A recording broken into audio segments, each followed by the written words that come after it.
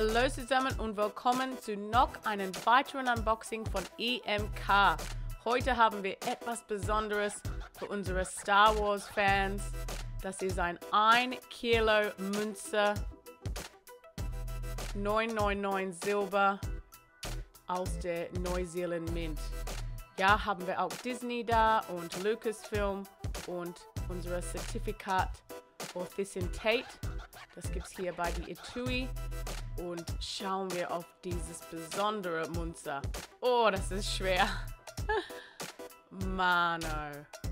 Schau mal. Oh. Diese Münze ist so gut gefarbert. Das ist unfassbar. Die Farben sind so crazy gut gedruckt. Und hier haben wir, das ist offensichtlich, das ist für die Länder Nui geprägt. So, das gibt es Elizabeth II. Das ist wie ein Spiegel hier. $100. Aber schau mal. Alle bei die Eine neue Hoffnung Film, das gibt's da. Unser Lieblingsmensch. 1 Kilo 999 Silber. Und das gibt's auch Lucasfilm da. So, wir haben Prinzess Leia, Luke Skywalker, Han Solo, Darth Vader, Obi-Wan. Das gibt's da unten.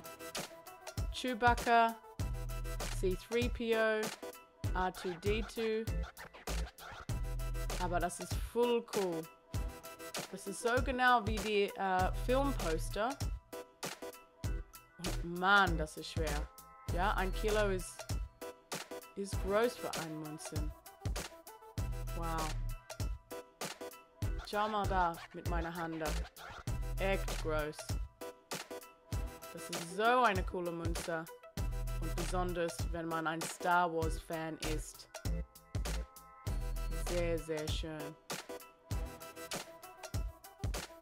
Echt cool. Ja, das ist... Die Farbe kommt fast raus von den Münzen, oder? Von der Münze. Das ist so besonders. Und das gibt es nur 100 Stück von dieses Münze.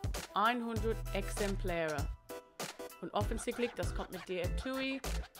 Und alles ist so ein schöner Sammlersatz. Und das ist noch eine schöne Münze aus der Neuseeland Mint. Und das geht mit natürlich unserer Star Wars Series. Sehr, sehr cool.